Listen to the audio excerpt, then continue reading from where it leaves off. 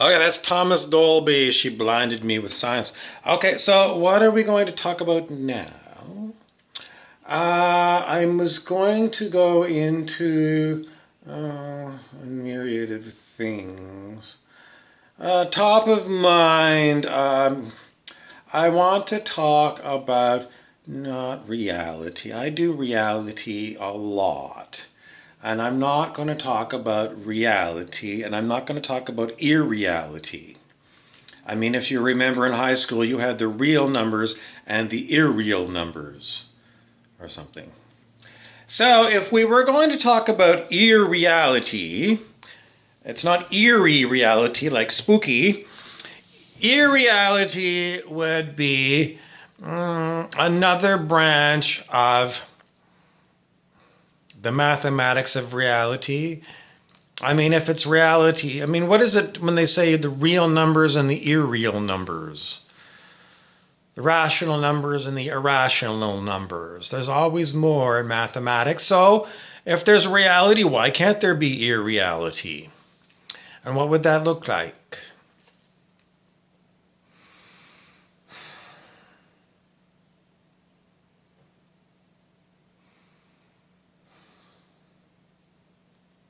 Irreality.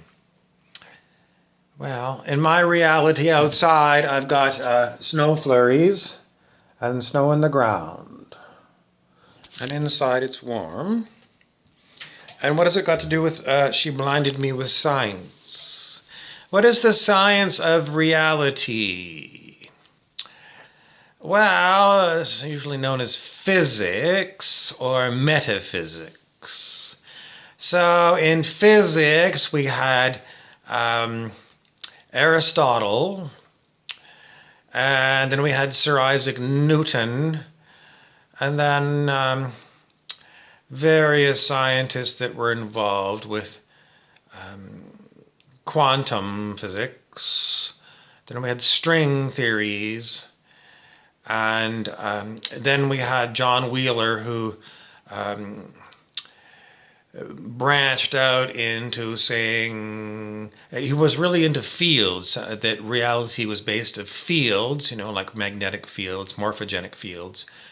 And then he moved more into computational theory and computer science and saying, well, whatever reality is, it's all information and it can be computed.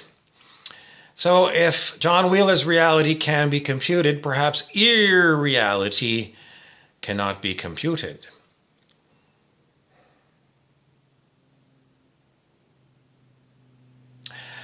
I just blinded you with the new science, the science of irreality that cannot be computed. And this sounds more and more like Buddhism. Some people call it a religion. I don't really think Buddhism is a religion. Not the same way that in the West we would call Christianity or Islam or religion. Why? Because Buddhism is more scientific. If you look at Buddhism, you'll see great minds. Weren't there great minds in Christianity? Yes, there were great minds in Christianity, but it wasn't really mathematical, as far as I can remember. Why is Buddhism more mathematical? I don't know if they've ever actually had mathematics, but it's more because of their law of, what is it called? The law of, oh hell, my phone's frozen here. I'm looking at Wikipedia. It is commonly called the dependent origination or dependent arising. Phenomena arise in dependence upon other phenomena.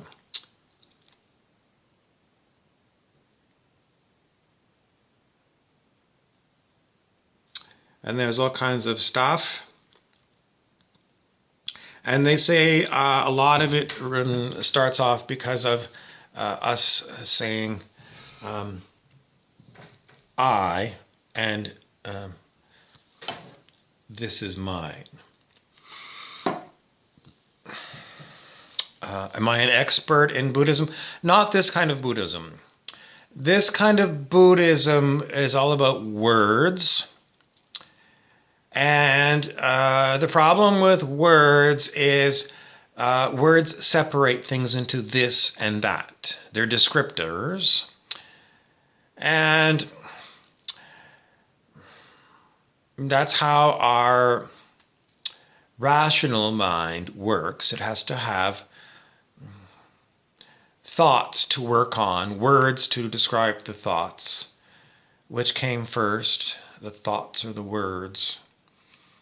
Can you have a thought without words? Yes, yes, yes. And if you develop telepathy, when you first get telepathy, you may end up with someone giving you a lot of words via telepathy. What happens with telepathy with words is you're driven nuts. Too many words.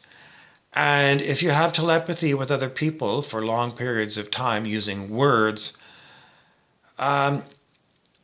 you almost end up like certain people who have dementia, and the way that they express themselves in common parlance among people who look after people with dementia, it's known as word salad. They'll say words, and when they say the words, it appears that they want the words to have meaning, but they come out as word salad. There's words, and, the expression on the person speaking is, I'm giving you a proper sentence, but it's not. It's non sequitur. Non sequitur means words without sense. And they call it a word salad because, you put all the words into a salad bowl and you toss them with your tongs. And that's what it's like with dementia. But if you have telepathy with someone else and you have a lot of words, sometimes you'll be able to really understand it. But if it goes on and on and on, sometimes what happens is you just lose the sense of it all. Is it because the person sending you via telepathy is not giving you words with sense? Well, you need content, which are the words, and you need a context.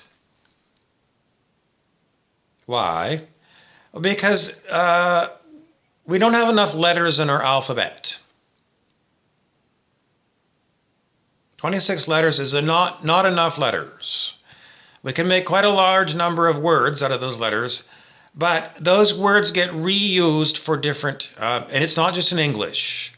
Other languages are the same thing. You have the same word, but it has different meanings. So how do you know what the right meaning is? You need a context.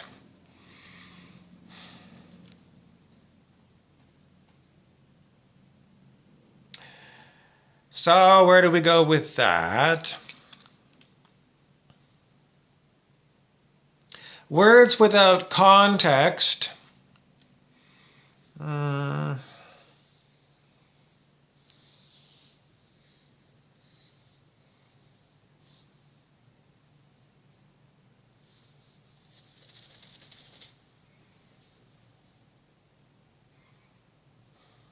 Okay, well, let's go back to Buddhism.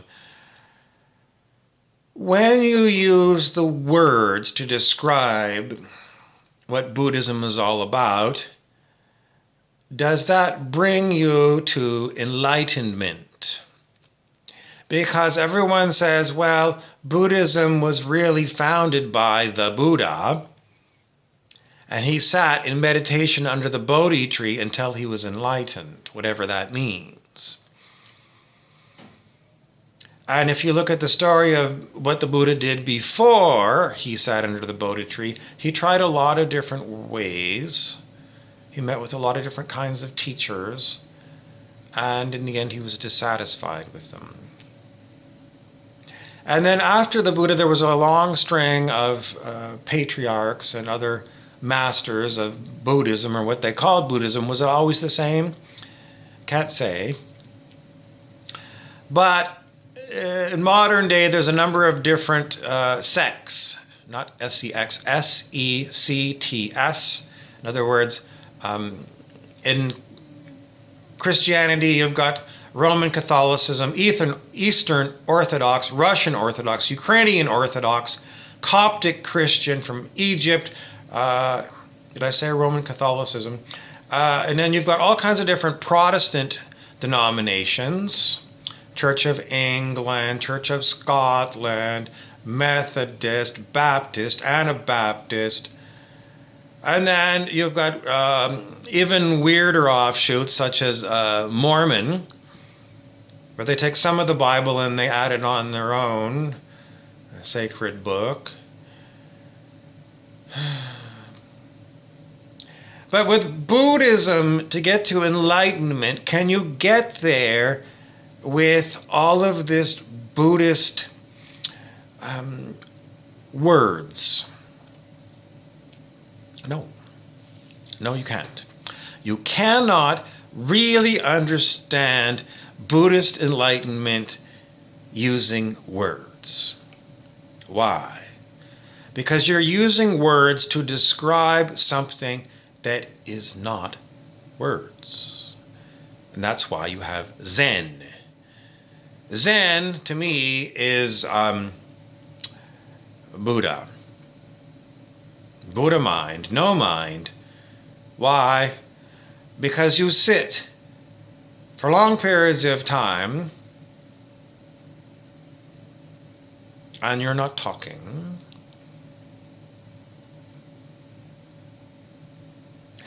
In Zen, you have silent transmission of mind.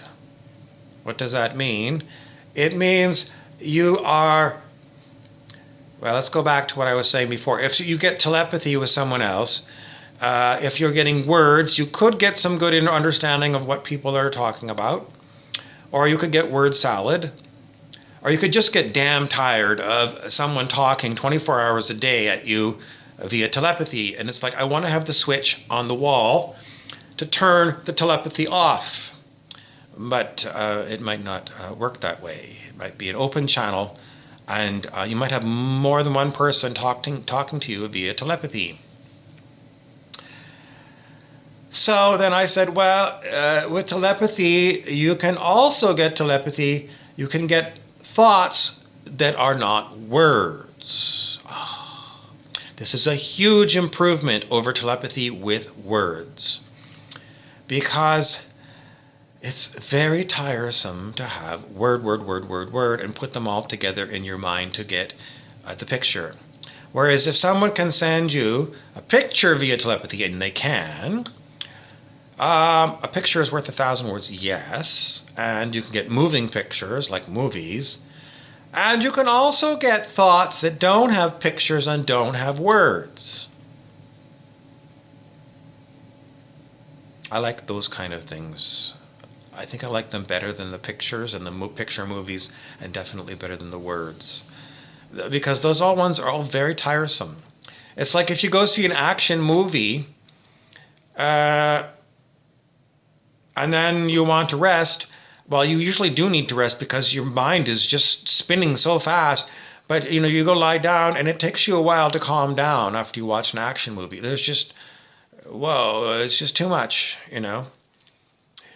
And in search of your real reality is, well, you have to know what's real, before you can know what's irreal.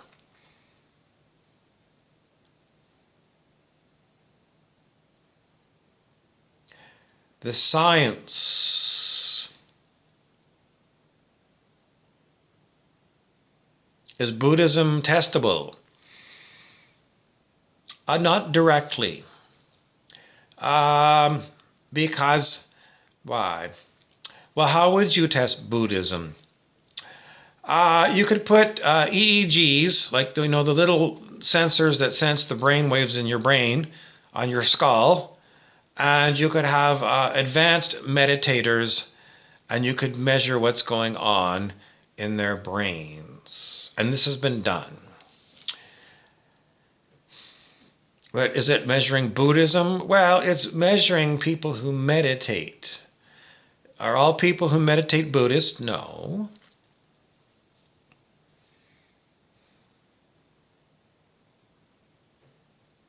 And this goes back to this law of, what was it called? The Buddhist thing I was looking up before, and my phone has reset itself. It was what we called dependent origination or dependent arising, a key principle in Buddhist teachings which states that all phenomena arise in dependence of other phenomena. This is another problem with words, okay? So I've got, it's two words here, in, and the second word is dependence. But when I say arise in dependence, you don't know if I'm saying two words, in dependence, or one word, independence. This is a problem with words.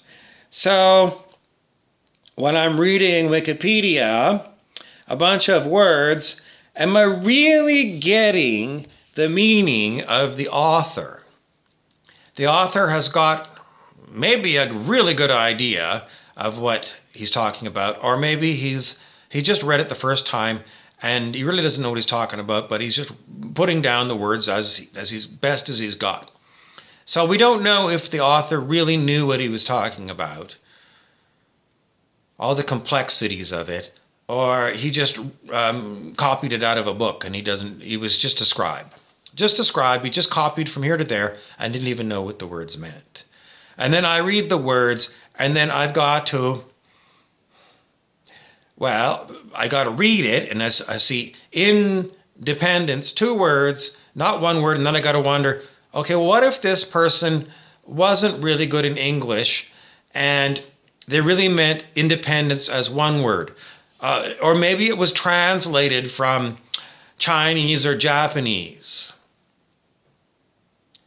And the translator knew both languages, but didn't know both languages well, or knew one language better than the other, but they weren't perfect in each language. So I got to figure out, well, did he really mean two words, in dependence, or did he mean one word, independence? Why do we do that? Because we're error checking, we're fact checking on the fly. You know, is what this says, does it make sense or not? I was looking the other day, this is a completely different example. Someone posted on Facebook a link to Google patents, and it was a patent for teleporting humans. And wow, this is very interesting. Everyone thought it was very interesting. But I read it, and it had mathematics in it. It had logarithms and things in it. And I remember taking that in high school, but I still can't remember too much about logarithms. The general idea, but how to do them, I can't remember how to do them, how to calculate them, whatever. But I saw a bunch of this mathematics. And when I see that, I go, well, I don't have a textbook here, and I'm not going to do too much. I'm just going to keep reading. And then I came down to where the person said, the opposite of an electron is a proton. And I did remember high school physics. And the opposite of an electron is a positron, not a proton. And that's where I started to wonder about the person who wrote this patent, because clearly they're not using proton and positron correctly, the way that we were taught in high school.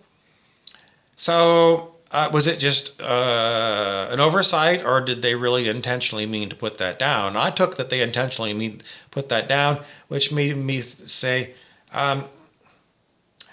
this is bullshit. It's a lot of math that, I'm not a mathematician anymore, maybe when I was in 11th grade, I was probably at my peak of my mathematics in 11th grade. But now it's been too many years out of high school, and I just look at it and I say, well, it's math, and I don't know if it makes sense or not. And then I read the words, and then I get an error like that, and I go, no.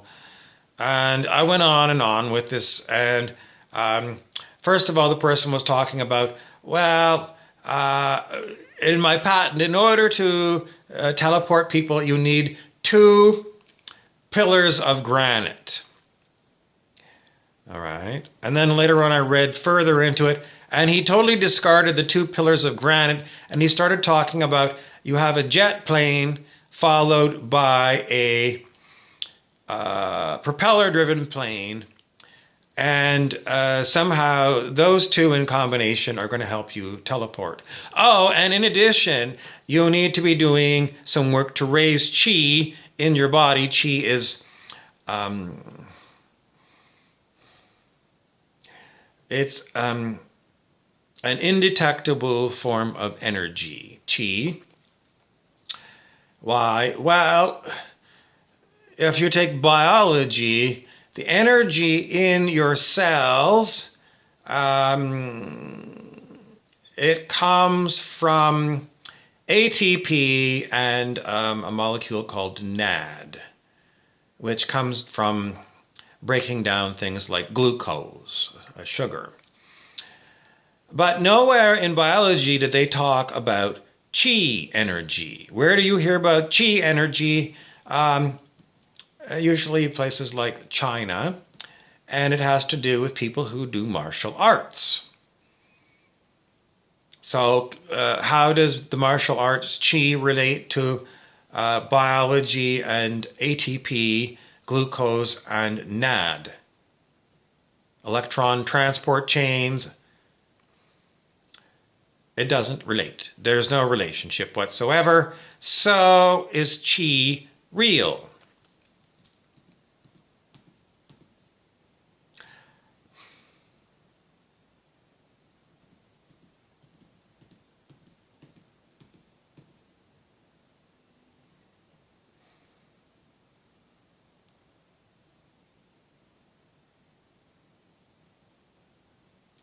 It's not really easy to say. Why? Well, my personal experience is with something that could be chi. It's called Reiki. And ki, Ki, is like a Japanese word, which I believe is the same as chi, which is a Chinese word. So Reiki and chi, I'm going to go with they're the same thing. And I have personally experienced Reiki. How? Well, I was inducted into Reiki a long time ago, and I did it with other people, and I could sense it with my physical body. I could sense this energy. I could feel it. And the people I was giving Reiki to, or if I was receiving Reiki, I could feel it with my body. So the body can sense it. So is it real? My body can sense it. But can independent laboratories using scientific instruments measure Reiki or Qi?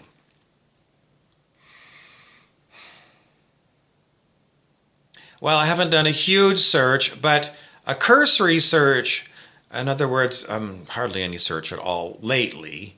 I mean, I do remember looking into it before, many years ago, but things advance and I can't keep up with every subject that comes along. But I don't think I found any scientific verification for Reiki, even though my body says, yes, it's real. And we know people who are masters of things like Kung Fu or martial arts are able to do absolutely amazing things. Do they all rely on the Qi?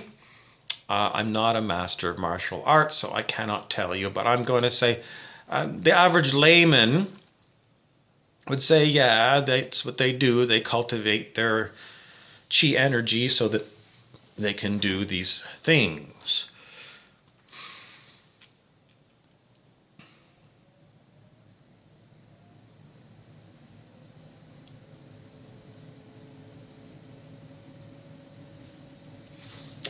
Okay, when you turn your hat around backwards, it means rally time. Why do we do this?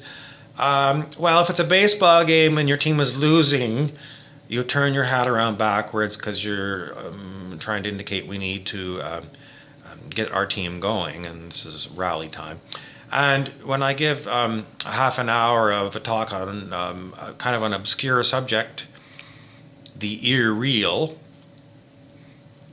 and I throw in Buddhist laws and kinds of energy that can be felt but not measured, I think probably you have had too many words and you need to slow down and take a break. So I turn my hat around and I say, just breathe. Calm down. Let go. Let go of all those words and all that crapiola.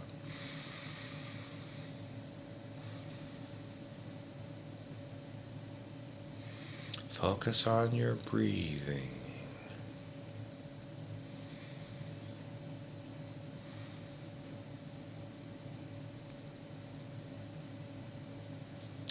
That is closer to enlightenment than all those words that I gave you.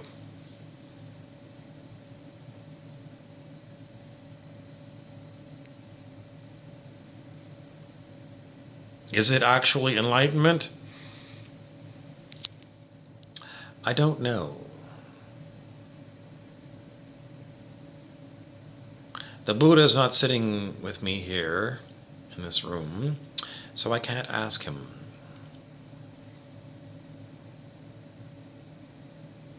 Does it matter?